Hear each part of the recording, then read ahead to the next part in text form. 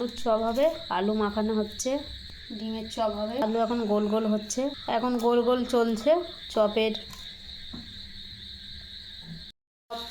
থাবড়ানো হচ্ছে।